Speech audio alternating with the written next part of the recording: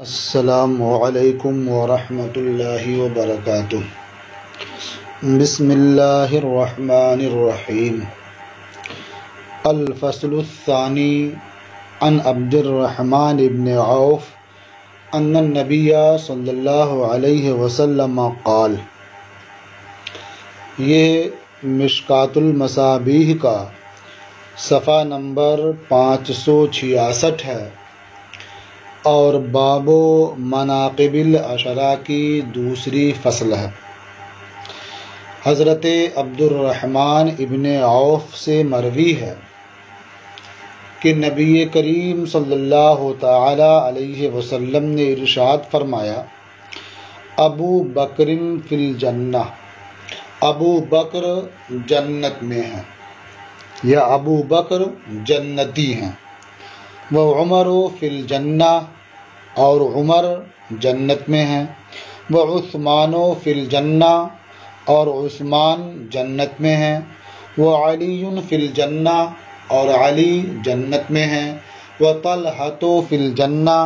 اور طلحہ جنت میں ہیں، وہ زبیر فی الجنہ، اور زبیر جنت میں ہیں،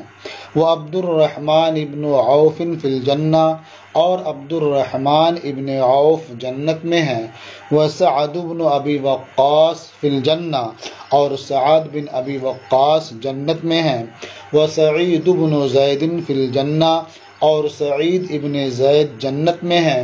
وہ ابو عبیدہ بن الجراح فی الجنہ، اور ابو عبیدہ ابن جراح جنت میں ہیں۔ رواہ الترمذی و رواہ ابن ماجہ عن سعید ابن زید، اسے امام ترمذی نے روایت کیا ہے اور اسے ابن ماجہ نے سعید ابن زید سے روایت کیا ہے۔ یہ وہی حدیث ہے جس کا ذکر پہلی فصل کے شروع میں کیا گیا تھا کہ یہ 10 نفوس قدسیہ جنہیں عشرہ مبشرہ کہا جاتا ہے، اس کی وجہ یہ ہے کہ نبی کریم صلی اللہ تعالی علیہ وسلم نے ایک ساتھ ان حضرات کو جنت کی بشارت دی، ورنہ ان کے علاوہ اور بہت سے صحابہ کرام ہیں جن کے بارے میں نبی کریم صلی اللہ تعالی علیہ وسلم نے جنتی ہونا فرمایا اور جنت کی خوشخبری دی، لیکن چونکہ وہ علیحدہ علیحدہ ہیں اس لیے وہ اس زمرے میں شامل نہیں ہیں۔ چونکہ ان سب کو ایک ساتھ نبی کریم صلی اللہ تعالی علیہ وسلم نے جنت کی خوشخبری سنائی، اس لیے انہیں عشرہ مبشرہ کہا جاتا ہے۔ ان حضرات کے ناموں کی جو ترتیب ہے اس سے یہ معلوم ہوتا ہے کہ خلفائے اربعہ رضوان اللہ تعالی علیہم اجمعین جس ترتیب سے خلیفہ مقرر ہوئے اسی ترتیب سے ان کی افضلیت بھی ہے، بلکہ آپ غور کریں گے تو یہ معلوم ہوگا کہ جہاں بھی ان حضرات کا احادیث میں تذکرہ ہے تو اگر 4 حضرات کا تذکرہ ہے تو اسی ترتیب سے ہے، 3 کا ہے تو اس ترتیب سے ہے، گویا ان کا ذکر اسی ترتیب کے ساتھ ملتا ہے جس ترتیب کے ساتھ ان کی خلافت ہے۔ اور اس حدیث میں جو ترتیب مذکور ہے اسے پڑھنے سے یہ معلوم ہوتا ہے کہ یہ ترتیب حضور نبی کریم صلی اللہ تعالی علیہ وسلم کی بیان کردہ ہے۔ اس پر دلیل یہ ہے کہ اس کے راوی حضرت عبد الرحمن ابن عوف ہیں، اور طریقہ یہ ہے کہ اگر کوئی کسی چیز کو بیان کرتا ہے تو وہ اپنے اصحاب کا ذکر پہلے کرتا ہے اور اپنا تذکرہ آخر میں کرتا ہے اگر وہ اپنی مرضی سے بیان کرتا ہے۔ تو اگر حضرت عبد الرحمن ابن عوف نے ناموں کی ترتیب اپنی مرضی سے رکھی ہوتی تو عبد الرحمن ابن عوف خود اپنا نام آخر میں رکھتے، بیچ میں نہ لاتے، تو خود ان کا اپنا نام بیچ میں ذکر کرنا یہ اس بات کو واضح کرتا ہے کہ انہوں نے اپنی جانب سے کوئی تصرف نہیں کیا ہے، بلکہ جو ترتیب حضور نبی کریم صلی اللہ تعالی علیہ وسلم نے ارشاد فرمائی تھی اسی ترتیب سے انہوں نے روایت کر دی۔ تو اس سے جو اہل سنت والجماعت کا یہ نظریہ ہے، جو موقف ہے کہ حضرت عثمان غنی رضی اللہ تعالی عنہ یہ افضل ہیں حضرت علی مرتضیٰ کرم اللہ تعالی وجہہ الکریم سے، تو یہ اس سے بھی واضح ہوتا ہے کہ خود حضور نبی کریم صلی اللہ تعالی علیہ وسلم نے اس ترتیب میں حضرت عثمان غنی رضی اللہ تعالی عنہ کا ذکر پہلے کیا ہے اور اس کے بعد حضرت علی مرتضیٰ کرم اللہ تعالی وجہہ کا ذکر ہے۔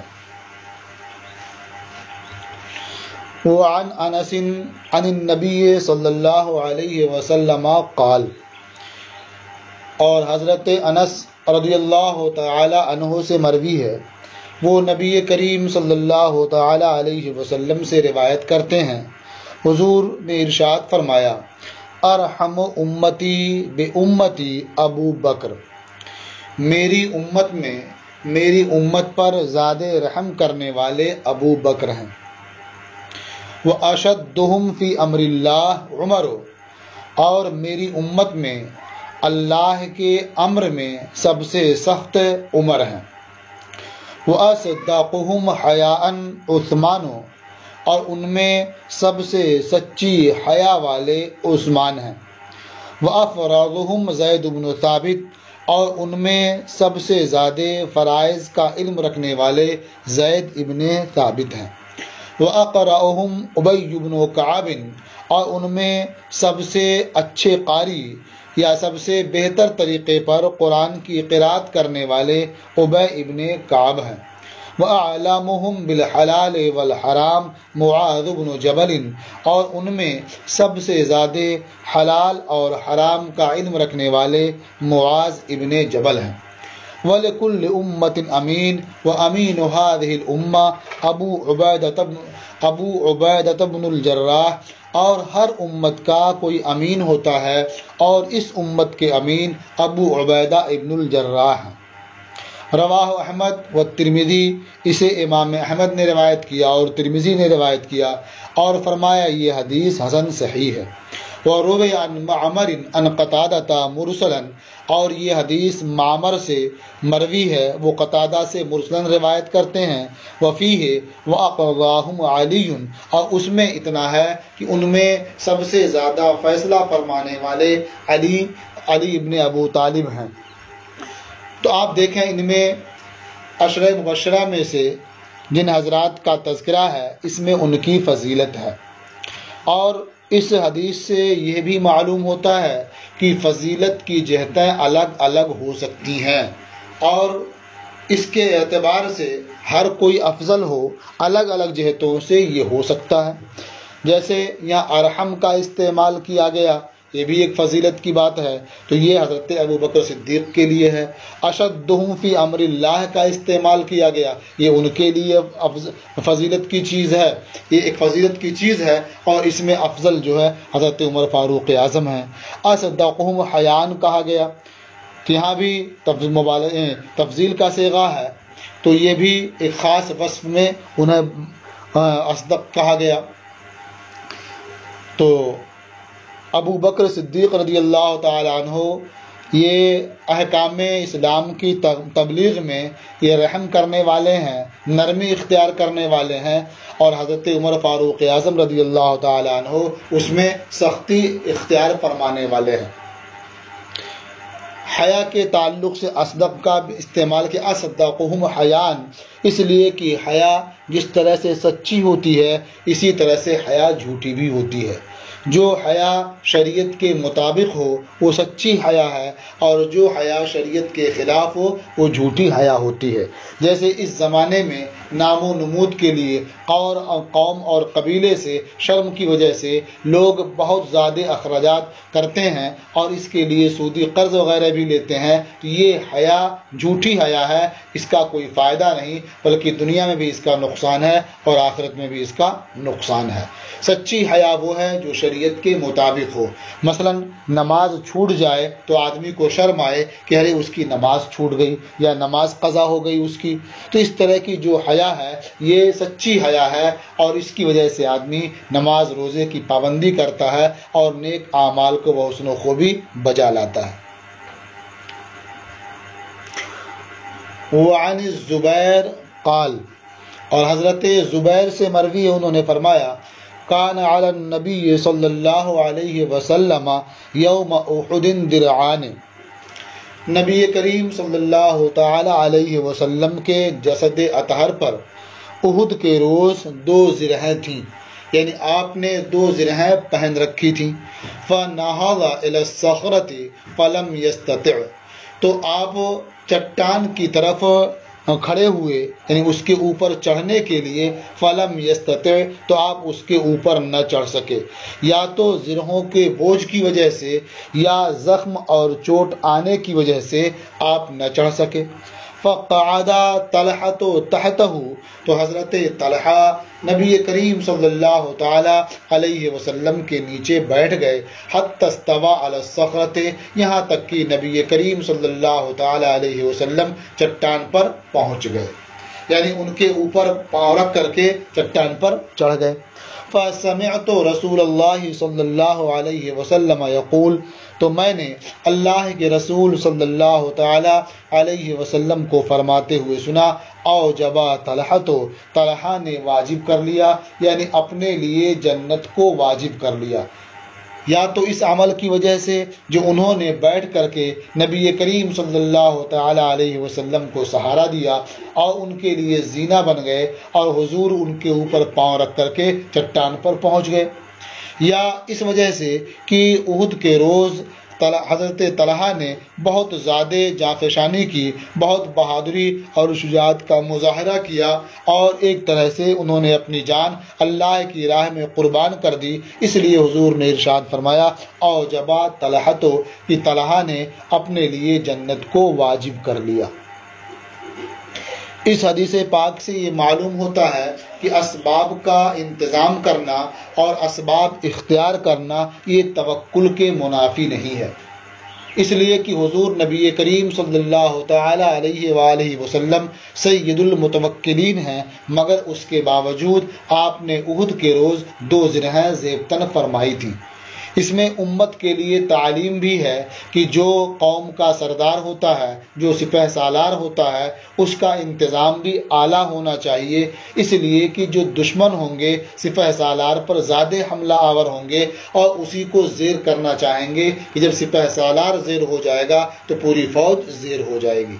اس لیے سپہ سالار کی تیاری اور مجاہدین سے زیادہ ہونی چاہیے، اور اس کے پاس اسباب اور ہتھیار بھی زیادہ ہونا چاہیے۔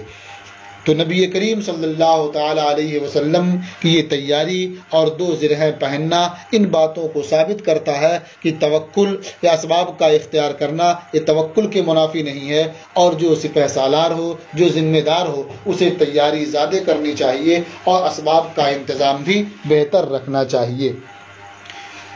اور اس حدیث پاک کو امام ترمذی نے روایت کیا ہے، رواہ الترمذی، اسے امام ترمذی نے روایت کیا ہے۔ وعن جابر قال، اور حضرت جابر سے مروی ہے، انہوں نے فرمایا نظر رسول اللہ صلی اللہ علیہ وسلم الی طلحہ بن عبید اللہ، اللہ کے رسول صلی اللہ تعالی علیہ وسلم نے حضرت طلحہ ابن عبید اللہ کی جانب دیکھا، فرمایا من احب ان ينظر الى رجل يمشي على وجه الارض، جو اس بات کو پسند کرے کہ ایسے مرد کو دیکھے جو روئے زمین پر چل رہا ہے، وقد قضى نحبه، اور اس نے اپنی نظر پوری کر دی ہے، فلینظر الی ھذا، تو اسے اس شخص کو دیکھنا چاہیے، یعنی طلحہ ابن عبید اللہ کو دیکھنا چاہیے۔ یا اس طرح بھی ترجمہ کر سکتے ہیں کہ اللہ کے رسول صلی اللہ تعالی علیہ وسلم نے طلحہ ابن عبید اللہ کی جانب نظر فرمائی اور ارشاد فرمایا کہ جسے ایسے مرد کو دیکھنا پسند ہو جو روئے زمین پر چل رہا ہے، اس حال میں کہ وہ اپنی نظر پوری کر چکا ہے یا وہ انتقال کر چکا ہے، تو وہ اس شخص کو دیکھے، یعنی طلحہ ابن عبید اللہ کو دیکھے۔ یہ قضا نحبہ کا ایک معنی تو ہوتا کہ انتقال کر چکا، مر چکا، دنیا سے رخصت ہو گیا، اور قضا نحبہ کا دوسرا معنی ہوتا ہے کہ اپنی نظر پوری کر لی۔ قرآن پاک میں ہے اللہ رب العزت نے ارشاد فرمایا من المؤمنین رجال صدقوا ما عاهدوا اللہ علیہ فمنهم من قضى نحبه ومنهم من ينتظر، یعنی کچھ مومنین میں کچھ مرد ایسے ہیں جنہوں نے اسے سچ کر دکھایا جس کا اللہ تعالیٰ سے عہد و پیمان کیا تھا، تو ان میں بعض لوگ وہ ہیں جنہوں نے اپنی نظر پوری کر دی اور بعض وہ ہیں جو انتظار کر رہے ہیں۔ تو اگر معنی یہ ہے قد قضا نحبہ کہ جن کا انتقال ہو چکا ہے، تو اس سے مراد یہ اختیاری موت ہے، یعنی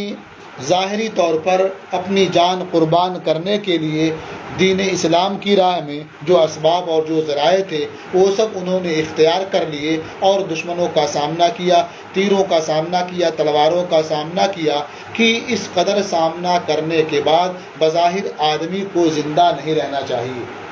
اس کے بعد بھی زندہ رہنا یہ اللہ تعالیٰ کا فضل اور احسان ہے۔ تو گویا اختیاری موت تو انہیں آ چکی ہے، اب یہ طبعی موت یا جو اللہ تعالیٰ نے مقدر فرما دیا وقت وہ اگرچہ بھی نہیں آیا ہے،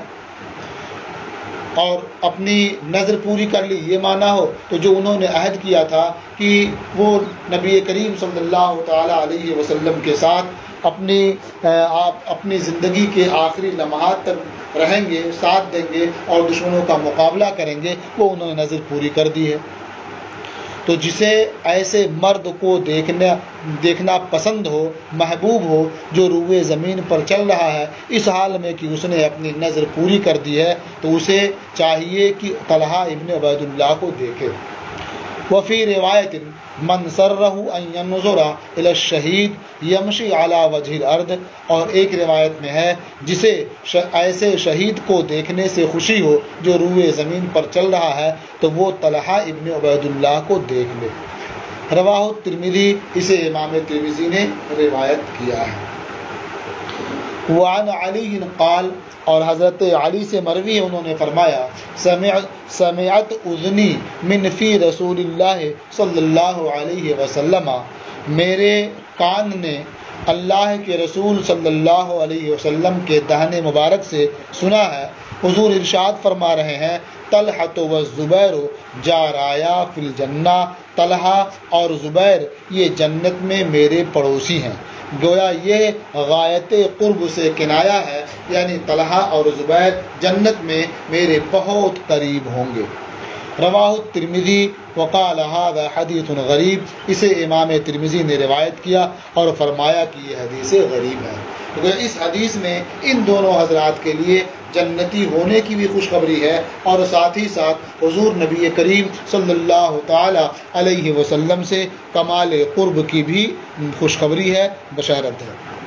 وعن سعد بن ابی وقاص ان رسول اللہ صلی اللہ علیہ وسلم قال، اور حضرت سعد بن ابی وقاص سے مروی ہے کہ اللہ کے رسول صلی اللہ تعالی علیہ وسلم نے ارشاد فرمایا یوم اذن، اس دن یعنی یوم احد، احد کے روز ارشاد فرمایا اللہم اشدد رمیتہ واجب دعوتہ، اے اللہ تو اس کی تیر اندازی کو قوی کر دے اور اس کی دعوت کو قبول فرما، یعنی اس کی دعا کو قبول فرما اور اس کی تیر اندازی کو قوی کر دے۔ جس طرح سے تیر آدمی نشانے پر لگاتا ہے تو جب تیر نشانے پر لگ جاتا ہے تو آدمی اپنے مقصد میں کامیاب ہوتا ہے، اسی طرح سے جب بندہ دعا کرتا ہے اور دعا قبول ہو جاتی ہے تو وہ اپنے مقصد میں کامیاب ہو جاتا ہے۔ تو دعا جو مقبول ہو وہ اسے کہتے ہیں تیر بہدف، یعنی یہ ایسا تیر ہے جو بالکل نشانے پر بیٹھتا ہے، اس لیے دعا اور تیر کا نشانے پر لگنا ان دونوں میں ایک گنا مناسبت ہے۔ دونوں کے لیے حضور نے دعا فرمائی اے اللہ تو سعد بن ابی وقاص کی تیر اندازی کو قوی کر دے اور ان کی دعا قبول فرما۔ رواہ فی شرح السنہ، اسے شرح السنہ میں روایت کیا۔ وعنہ ان رسول اللہ صلی اللہ علیہ وسلم قال، اور حضرت سعد بن ابی وقاص سے مروی ہے کہ اللہ کے رسول صلی اللہ تعالی علیہ وسلم نے ارشاد فرمایا اللہم استجب لسعد اذا دعاک، اے اللہ تو سعد کی دعا قبول فرما جب وہ تجھ سے دعا کرے۔ رواہ ترمذی، اسے امام ترمذی نے روایت کیا ہے۔ ان دونوں حدیثوں میں حضرت سعد بن ابی وقاص کے لیے بڑی فضیلت ہے کہ حضور نبی کریم صلی اللہ تعالی علیہ وسلم نے ان کی دعا قبول ہونے کے لیے دعا فرمائی ہے۔ وعن علی قال ما جمع رسول اللہ صلی اللہ علیہ وسلم اباہ و امہ الا لسعد، حضرت علی سے مروی ہے، انہوں نے فرمایا کہ اللہ کے رسول صلی اللہ تعالی علیہ وسلم نے اپنے باپ اور ماں کو جمع نہیں کیا سوائے سعد کے لیے، یعنی سعد بن ابی وقاص کے لیے حضور نے اپنے ماں باپ کو جمع کیا۔ قال له یوم احد، حضور نے ان سے احد کے روز ارشاد فرمایا ارمی فداک ابی و امی، سعد تیر چلائے جاؤ تو تم پر میرے ماں باپ قربان ہوں۔ وقال له ارمی ایھا الغلام الحزور، اور ان سے ارشاد فرمایا کہ اے طاقتور نوجوان تیر چلائے جاؤ۔ غلام کہتے ہیں لڑکے کو، نوجوان لڑکے کو، اور حزور کا معنی ہوتا ہے حزور دانا، تدبیر والا اور قوی، شجاع، بہادر۔ یہاں مراد ایھا الغلام الحزور، اے طاقتور نوجوان، اس لیے کہ اس وقت ان کی عمر 17 سال سے کچھ زیادہ تھی۔ تو غلام سے مراد قریب البلوغ نہیں ہے، اس لیے کہ وہ تو بالغ ہو چکے تھے، اس لیے مراد یہاں ہے طاقتور نوجوان۔ رواہ ترمذی، اسے امام ترمذی نے روایت کیا۔ وعن جابر قال، اور حضرت جابر سے مروی ہے، فرمایا اقبل سعد فقال النبی صلی اللہ علیہ وسلم ھذا خالی فلیرنی امرؤ خالہ، حضرت سعد تشریف لائے تو نبی کریم صلی اللہ تعالی علیہ وسلم نے ارشاد فرمایا ھذا خالی، یہ میرے ماموں ہیں۔ فلیرنی امرؤ خالہ، تو کوئی آدمی اپنے ماموں کو دکھائے، یعنی کوئی آدمی اپنے ماموں کو دکھائے جو میرے ماموں کی طرح سے فضل و کمال کا حامل ہو، کوئی دکھائے۔ اسے امام ترمذی نے روایت کیا ہے۔ وقال، اور فرمایا کانا سعد من بنی زہرہ، یعنی حضور نبی کریم صلی اللہ تعالی علیہ وسلم نے حضرت سعد کو ماموں کیسے کہا، تو اس کی وجہ بیان فرماتے ہیں کہ حضرت سعد یہ قبیلہ بنی زہرہ سے تھے۔ وکانت ام النبی صلی اللہ علیہ وسلم من بنی زہرہ، یعنی قریش کا جو ایک قبیلہ ہے بنی زہرہ، تو حضرت سعد اسی قبیلے سے تھے، اور نبی کریم صلی اللہ تعالی علیہ وسلم کی والدہ بھی قبیلہ بنی زہرہ کی تھیں۔ فلذلك قال النبی صلی اللہ علیہ وسلم ھذا خالی، اسی لیے نبی کریم صلی اللہ تعالی علیہ وسلم نے ارشاد فرمایا یہ میرے ماموں ہیں۔ تو جیسے آج ہوتا ہے کسی گاؤں میں کسی آدمی کی شادی ہو جاتی ہے تو پورے گاؤں کے جو نوجوان لوگ ہوتے ہیں وہ اس کے بچے کے ماموں ہوتے ہیں، اور جو سن رسیدہ لوگ ہوتے ہیں وہ اس کے بچے کے نانا ہوتے ہیں۔ تو اسی طرح سے اسی قبیلے کے تھے حضرت سعد، تو نبی کریم صلی اللہ تعالی علیہ وسلم نے انہیں ماموں کہا۔ وفی المصابیح فلیکرمن بدلا فلیورنی، اور مصابیح میں فلیورنی کی جگہ فلیکرمنا ہے، یعنی ہر آدمی کو چاہیے کہ وہ اپنے ماموں کی تعظیم و توقیر کرے، اس کی عزت کرے۔ یہ باب و مناقب العشرہ کی دوسری فصل ختم ہوئی۔ اب اس کے بعد آپ کے سامنے تیسری فصل آ رہی ہے۔ الفصل الثالث عن قیس ابن ابی حازم قال، یہ مشکات المصابیح کا صفحہ 567 ہے اور باب و مناقب العشرہ کی تیسری فصل ہے۔ حضرت قیس ابن ابو حازم سے مروی ہے، انہوں نے فرمایا سمعت سعد بن ابی وقاص یقول، میں نے سعد ابن ابی وقاص کو فرماتے ہوئے سنا، انی لأول رجل من العرب رما بسہم فی سبیل اللہ، میں عرب میں پہلا شخص ہوں جس نے اللہ کی راہ میں تیر چلایا۔ یہ تیر انہوں نے کس مناسبت سے کس موقع پر چلایا تھا اس کا بیان ما سبق میں ہو چکا ہے۔ وہ جنگ بھی وہ نہیں ہوئی تھی، بس یہ ہے کہ انہوں نے دشمنوں کی طرف ایک تیر پھینکا تھا، اسی کا یہاں تذکرہ ہے۔ وَرَأَيْتُنَا نَغْزُو مَعَ رَسُولِ اللَّهِ صلی اللہ علیہ وسلم وَمَا لَنَا طَعَامٌ إِلَّا الْحُبْلَةُ وَوَرَقُ السَّمُرِ، اور میں نے دیکھا کہ ہم اللہ کے رسول صلی اللہ تعالی علیہ وسلم کے ساتھ جہاد کر رہے ہیں، اس حال میں کہ ہمارے پاس کھانا نہیں ہے سوائے خاردار درخت کے پھل اور اس کے پتوں کے۔ وما لنا طعام، اور ہمارے لیے کھانے کا کوئی سامان نہیں ہے، کھانا نہیں ہے، الا الحبلۃ، حبلہ کہتے ہیں خاردار درخت جو صحرا میں بیابانوں میں اگاتے ہیں،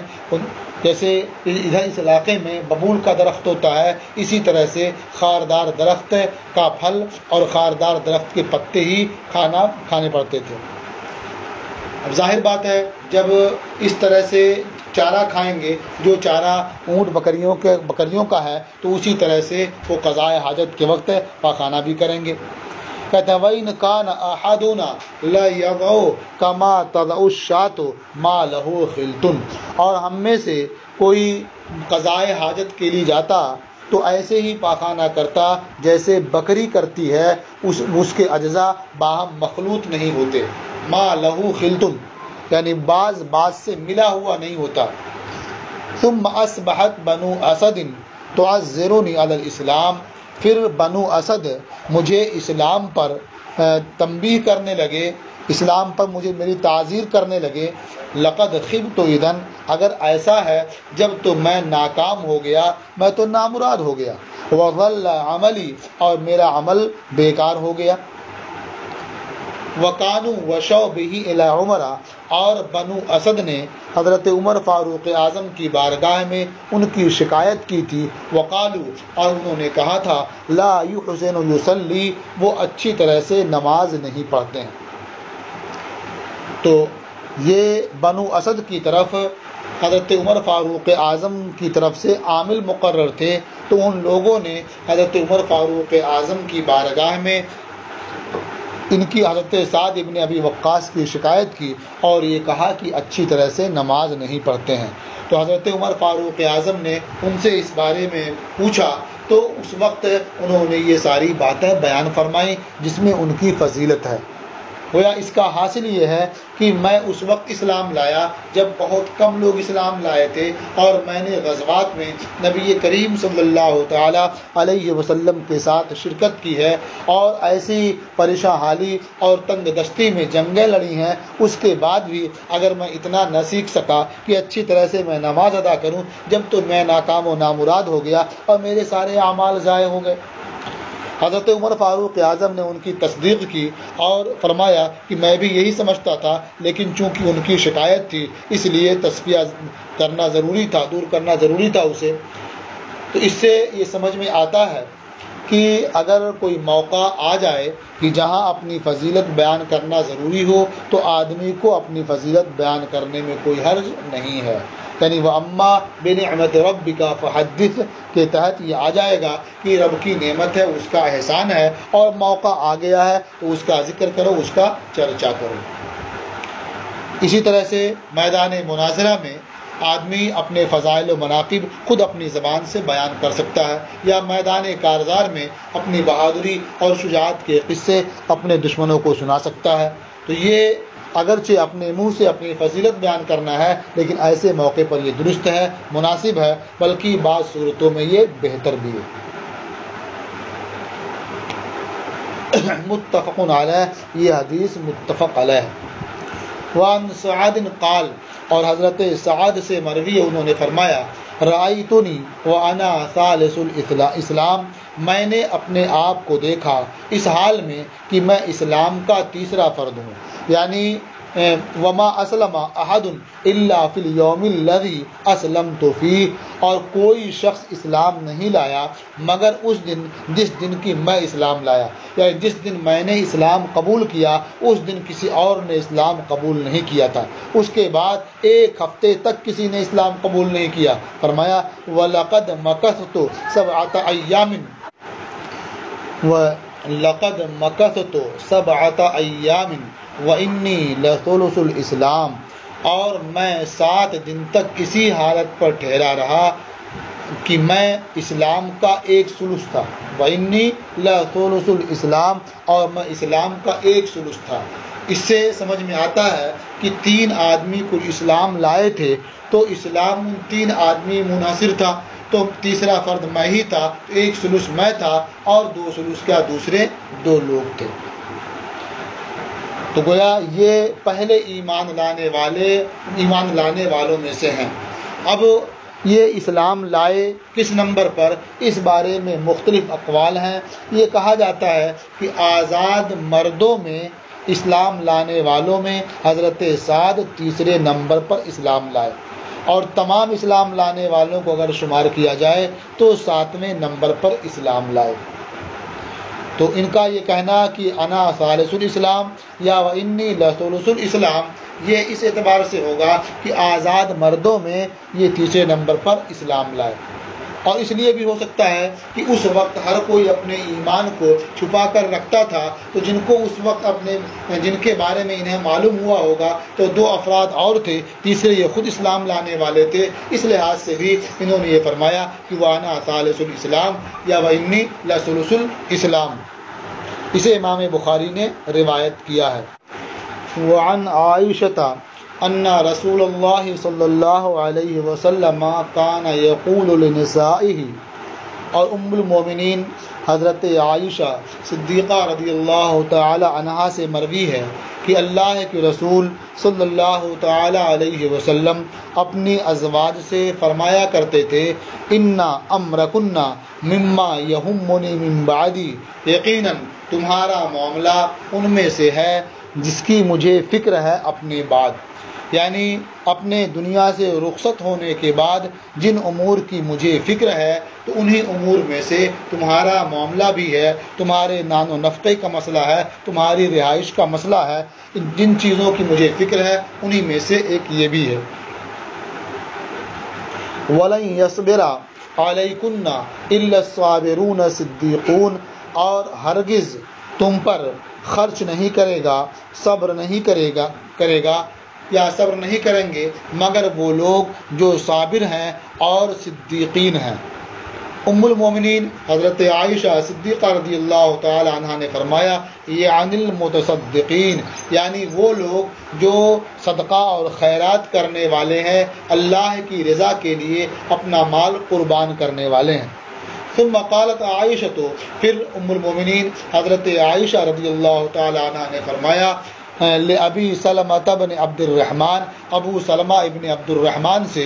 سقى اللہ اباک من سلسبیل الجنہ، اللہ تیرے باپ کو جنت کے سلسبیل سے سیراب فرمائے۔ یہ سلسبیل جنت، یہ جنت کے ایک چشمے کا نام ہے۔ تو جنت کے سلسبیل سے اللہ تعالیٰ تیرے باپ کو سیراب فرمائے۔ وَكَانَ ابن عوف قد تصدق على امہات المومنین بحدیقة بیعت ب40 الفا، اور حضرت عبد الرحمن ابن عوف نے امہات المومنین پر ایک باغ خیرات کیا تھا، صدقہ کیا تھا، جو باغ 40,000 میں بیچا گیا۔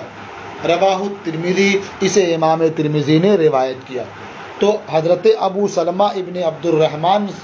سے حضرت عائشہ صدیقہ رضی اللہ تعالی عنہ نے فرمایا کہ اللہ تیرے باپ کو سلسبیل جنت سے سیراب فرمائے۔ یہ دعا اس لیے فرمائی تھی کہ ان کے باپ عبد الرحمن ابن عوف نے امہات المومنین پر ایک باغ خرچ کیا تھا جسے 40,000 میں بیچا گیا تھا۔ تو چونکہ حضور نبی کریم صلی اللہ تعالی علیہ وسلم نے ارشاد فرمایا تھا کہ جو صابرین ہیں، جو صدیقین ہیں، یعنی اللہ کی راہ میں خرچ کرنے والے ہیں، وہی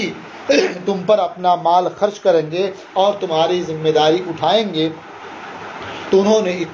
اتنا بڑا سرمایہ، اتنی بڑی رقم خرچ کی، اس لیے انہوں نے دعا فرمائی اور کہا اللہ تعالیٰ تیرے باپ کو سلسبیل جنت سے سیراب کرے۔ اس سے 2 باتیں معلوم ہوتی ہیں۔ ایک بات تو یہ معلوم ہوتی ہے کہ آدمی کو اللہ کی راہ میں جہاں تک ممکن ہو خرچ کرنا چاہیے، اور عزت کے ساتھ، وقار کے ساتھ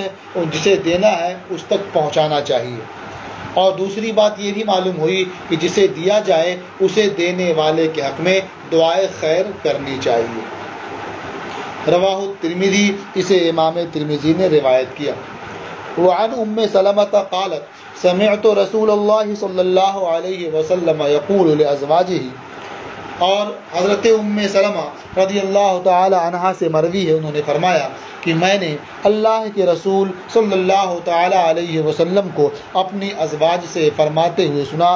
ان الذی یحثو علیکن بعدی هو الصادق البار، یقیناً جو شخص تم پر خرچ کرے گا میرے بعد وہ سچا نیکوکار ہوگا۔ اس لیے یہ سچا نیکوکار اس لیے کہ حضور نبی کریم صلی اللہ تعالی علیہ وسلم کی حیات میں ازواج مطہرات کے اخراجات کا انتظام کرنا یہ زیادہ کمال کی بات نہیں، اس لیے کہ حضور تشریف فرما ہے تو انہیں خوش کرنے کے لیے ظاہری طور پر کوئی آدمی ایسا کر سکتا ہے، لیکن جب حضور نبی کریم صلی اللہ تعالی علیہ وسلم دنیا سے تشریف لے گئے، اب بھی اگر کوئی آدمی ازواج مطہرات پر خرچ کرتا ہے، ان کے نفقات کا انتظام کرتا ہے، اس کا مطلب یہ ہے کہ یقیناً وہ نیکوکار ہے، سچا ہے۔ اسی لیے حضور نے ارشاد فرمایا ان الذی یحثو علیکن بعدی هو الصادق البار، یقیناً جو شخص تم پر خرچ کرے گا میرے بعد وہ سچا نیکوکار ہوگا۔ اللہم اسقِ عبد الرحمن ابن عوف من سبیل الجنہ، اے اللہ تو عبد الرحمن ابن عوف کو سلسبیل جنت سے سیراب فرما۔ یہ دعا ان کے لیے اسی لیے ہے کہ انہوں نے حضور نبی کریم صلی اللہ تعالی علیہ وسلم کے وصال کے بعد پورا باغ خرچ کیا جو 40,000 درہم میں 40,000 میں فروخت کیا گیا۔ رواہ احمد، اسے امام احمد نے روایت کیا۔ وعن حذیفہ قال، اور حضرت حذیفہ سے مروی انہوں نے فرمایا جاء اہل نجران الى رسول اللہ صلی اللہ علیہ وسلم فقالوا یا رسول اللہ ابعث الینا رجلا امینا، اہل نجران اللہ کے رسول صلی اللہ تعالی علیہ وسلم کی بارگاہ میں آئے، عرض کیا اے اللہ کے رسول آپ ہماری جانب کسی امین مرد کو بھیج دیں۔ فقال لا ابعثن الیکم رجلا امینا حق امین، حضور نبی کریم صلی اللہ تعالی علیہ وسلم نے ارشاد فرمایا یقیناً ضرور میں تمہاری طرف امین مرد کو بھیجوں گا جو پورا امین ہے، کامل امین ہے، یعنی ضرور میں تمہاری طرف کامل امین شخص کو بھیجوں گا۔ فاستشرف لها الناس، تو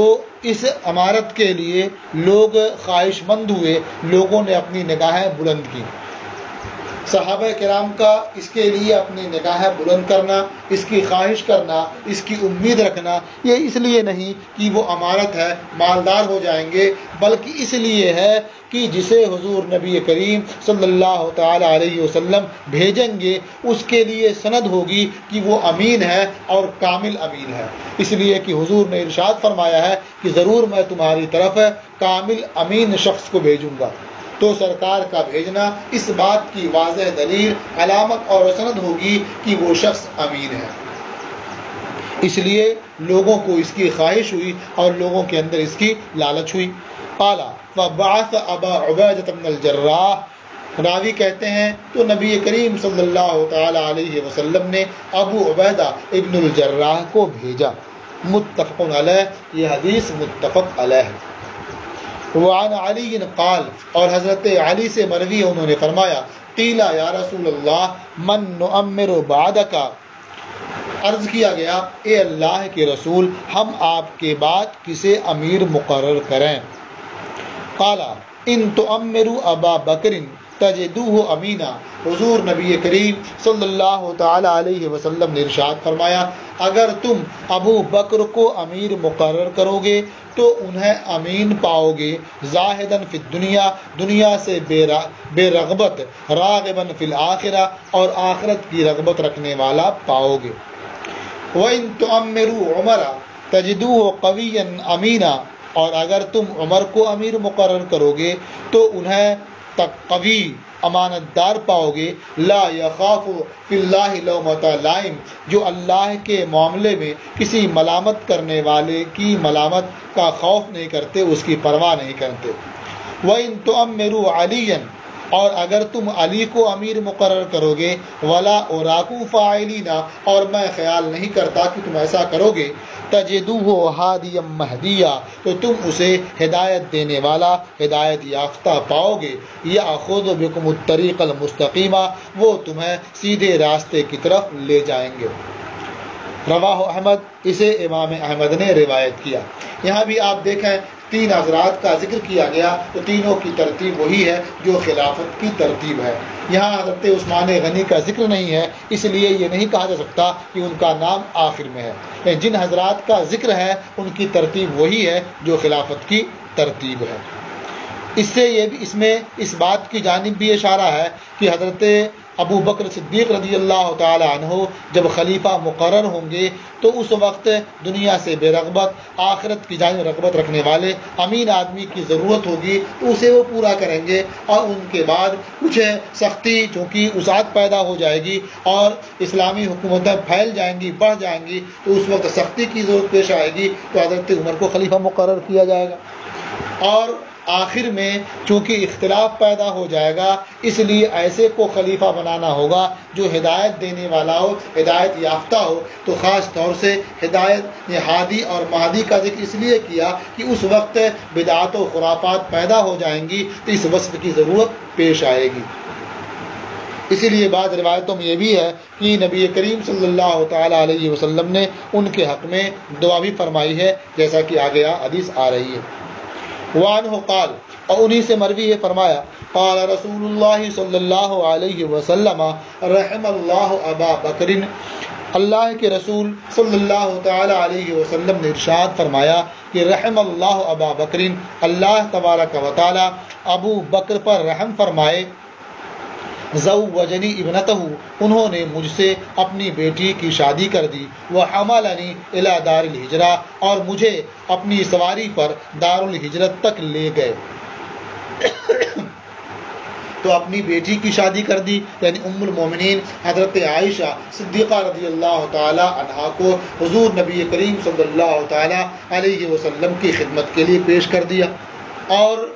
دار الہجرہ کی طرف وہ لے گئے۔ اس سے مراد یہ ہے کہ حضرت ابو بکر صدیق رضی اللہ تعالیٰ عنہ نے 2 اونٹنیاں پال رکھی تھیں، انہیں خوب کھلایا پلایا تھا، یہ سوچ کر کے کہ جانے کب ہجرت کا حکم آ جائے تو اس کے لیے سواری تیار رہے۔ تو 1 اونٹنی اپنے لیے اور 1 اونٹنی حضور نبی کریم صلی اللہ تعالیٰ علیہ وسلم کے لیے تیار کی تھی۔ یہ اور بات ہے کہ حضور نے سفر شروع کرنے سے پہلے انہیں اس کی قیمت ادا کر دی تھی، لیکن چونکہ تیاری انہوں نے کی تھی اس لیے فرمایا وہ حملنی الی دار الہجرہ، اور دار الہجرہ تک مجھے اپنی سواری پر لے گئے۔ وصحبنی فی الغار، اور غار میں میرا ساتھ دیا یا میرے ساتھی رہے۔ واعتقا بلالا من مالہ، اور اپنے مال سے بلال کو آزاد کیا۔ رحم اللہ عمر، اللہ عمر پر رحم فرمائے، یقول الحق وان کان مرا، حق بات ہی کہتے ہیں اگرچہ وہ کڑوی ہو، اگرچہ وہ تلخ ہو۔ ترکہ الحق وما لہ من صدیق، حق نے انہیں اس حال میں کر چھوڑا ہے کہ ان کا کوئی دنیاوی دوست نہیں ہے، یعنی ان کے جو بھی احباب ہیں، جو بھی دوست ہیں، وہ خالص دیندار ہیں، کوئی دنیا دار ان کا دوست نہیں ہے۔ رحم اللہ عثمان، اللہ عثمان پر رحم فرمائے، یستحی منہ الملائکہ، کہ ان سے فرشتے حیا فرماتے ہیں، یعنی وہ اتنی سچی حیا والے ہیں کہ ان سے فرشتے حیا کرتے ہیں۔ رحم اللہ علی، اللہ علی پر رحم فرمائے، اللہم ادر الحق معو، اے اللہ حق کو علی کے ساتھ کر دے، حیث دارا، علی جدھر بھی جائیں، جہاں بھی جائیں۔ رواہ الترمذی وقال ھذا حدیث غریب، اسے امام ترمذی نے روایت کیا اور فرمایا کہ یہ حدیث غریب ہے۔